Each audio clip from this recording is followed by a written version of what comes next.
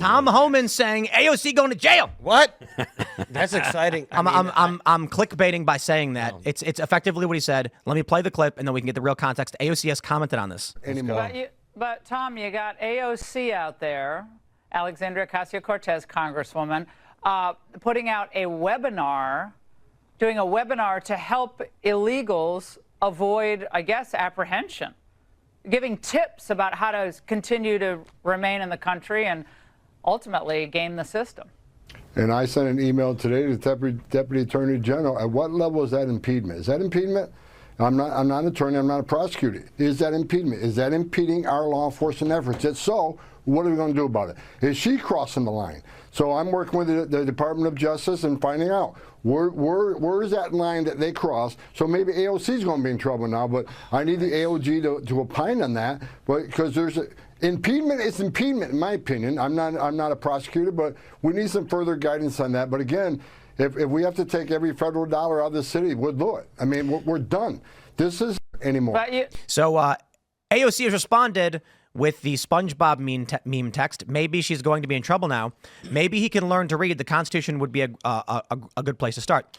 Let me give you the gist of this, my friends. AOC held a webinar where she was AOC hosted a webinar, but never showed up. The intention of the webinar was to provide information to illegal immigrants on how to evade law enforcement. Why did she not show up? Well, Fox News was roasting her for announcing and promoting this webinar her office was going to do, but then not being there. AOC didn't show up because she knew there was legal exposure in this. We have been talking about this for the past couple of weeks since Trump got elected. At what point are these Democrats breaking the law, violating? This is Title 8 U.S. Code 1324. This is immigration law, and that's Section A, subsection 4, which is encouragement and inducement to reside illegally or enter illegally these United States. Yep. At a certain point, it's kind of obvious that's what they're doing. Yeah, so when AOC sits up a meeting saying, here's how we can get you to stay here illegally and evade law enforcement, that is encouragement. But AOC doesn't show up. Yeah, we discussed this last night because, and I was saying that, I think it was in the context of Ilhan Omar, actually, it was the conversation last night. And it's my belief or my opinion that because of the fact that it's Congress people that are doing this, right? So AOC herself, she didn't show up, but Ilhan Omar was speaking to Somali, I believe, asylum seekers or migrants or whatever you want to call them, illegals. And she was speaking to them in Somali, and she was telling them, this is how these are the rights you have, and you can avoid talking to the police like by doing this, and you don't have to talk to the police. And she was explaining these to them. It implies, because of her position as a congressperson, it implies authority. It implies what you can do. I'm telling you what to do, and this is what you should do. And I'm telling you this as a congressperson. Like that should matter. If an average person was saying that, then maybe it's not an inducement to break the law, right? Maybe it's just saying, look, this is something you should know. But because of the fact that it's a congressperson saying it, that implies the position of authority implies this is what you can do legally. It implies that they're telling them a true thing that is a legal way for them to avoid for them to come to the United States. I know I'm wasting my time by asking this question, but I want to ask it anyway.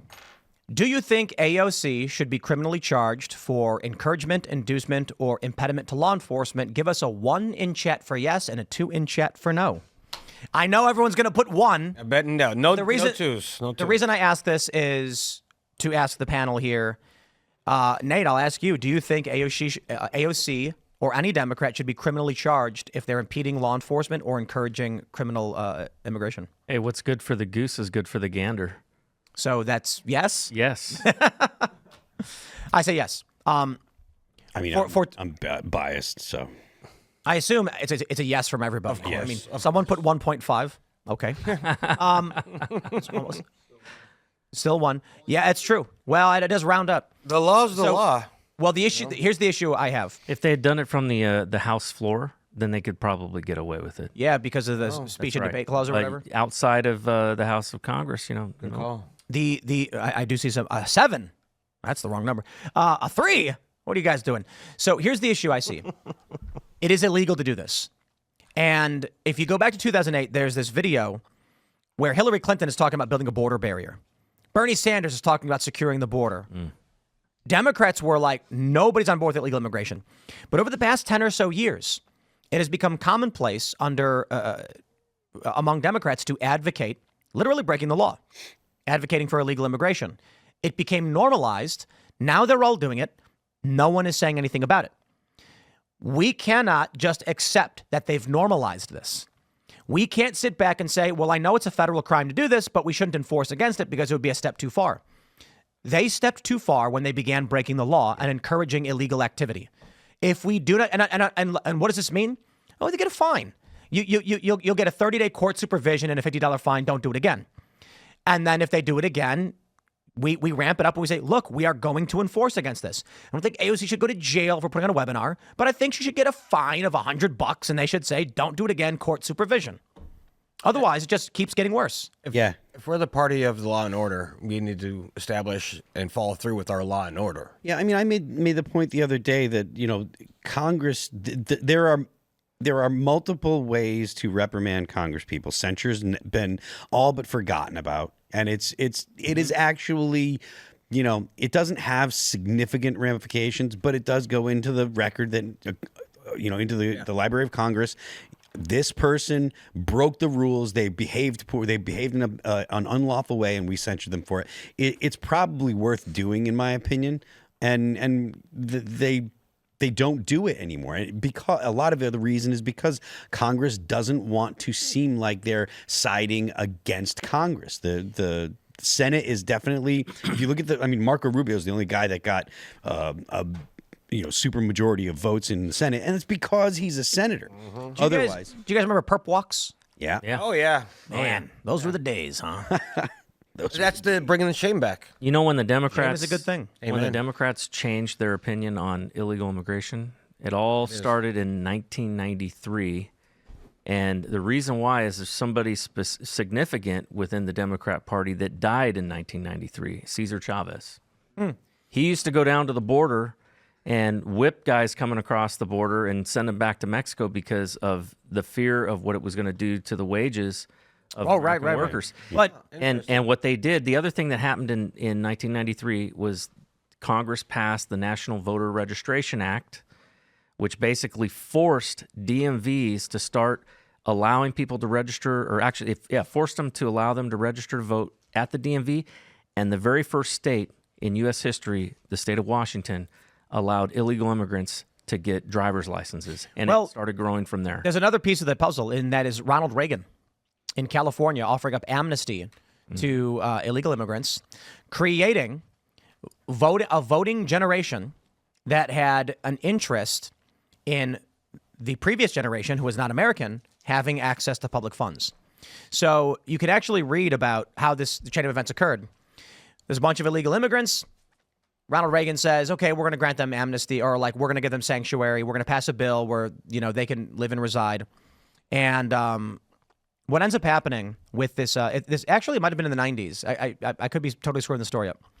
Ronald Reagan advocated for amnesty, which resulted in a bunch of individuals. When it came time to vote, there was a bill in the 90s that would say illegal immigrants no longer have access to public funds. All of their children, all the children of illegal immigrants, I think it was who were born here. I think that's what it was. Again, I'm flubbing this, but I think it was, he let them stay. We're not going to deport. They had kids. Those kids grew up. And then when it came time to vote, those kids said, I want to vote that my parents get access to public funds. So that's when they say that California flipped from Republican to Democrat. The moment they tried saying, we're not going to give money to illegal immigrants anymore. But those illegal immigrants who had kids here who could vote said, I'm going to vote for my parents. This is why I always tell everybody, when it comes to illegal immigration, the issue is you are extracting American community. I was talking to Rokana about this, and I said, an immigrant is not wrong to vote for their interests, but they are voting against the interests of the community that's been there for a long time. So the example I give is this. A man moves to an area and it's big farmland, empty fields. He builds a house. He starts selling product, and he's a young man. One by one, other people start building up businesses in the area to provide a service. And those guys get together and they say, you guys want to put a baseball field here? And they're like, let's put a baseball field here. So they all decide to pool their money. And right now the town has a residency of, it's not even a town, it's just 14 people. A generation goes by, and now there are 78 people. Jobs have built up, and that park is there. That's baseball. The guy is now playing baseball with his young son. His son grows up and is now a young man of himself. The population has grown. He brings his son to play baseball. That kid grows up. There's now a town of 300-400 people, and they're like, look at this. My granddad came in here, and he built this place, and we've had this baseball field our whole lives. I want my kids to play in this baseball field, and you know what? It's fallen into disrepair. So he goes to a community center meeting. The whole town is there, and he says, I know that we've got some extra funds. My granddad was here. He built that baseball field. Why don't we all pool our money together and use some of the tax resources we have to make that baseball field better? And all of the residents clap and cheer, except for the Haitian migrants who were moved in by Joe Biden, all 400 of them. They then say, why are we spending money on a baseball field? We have 400 migrants and refugees who need a community center, who can provide food for them. And then there's rabble, rabble, rabble. A vote is had. And a few of the residents say, look, we're Democrats and we have to help these poor migrants. So we're voting against the baseball field. It's not wrong.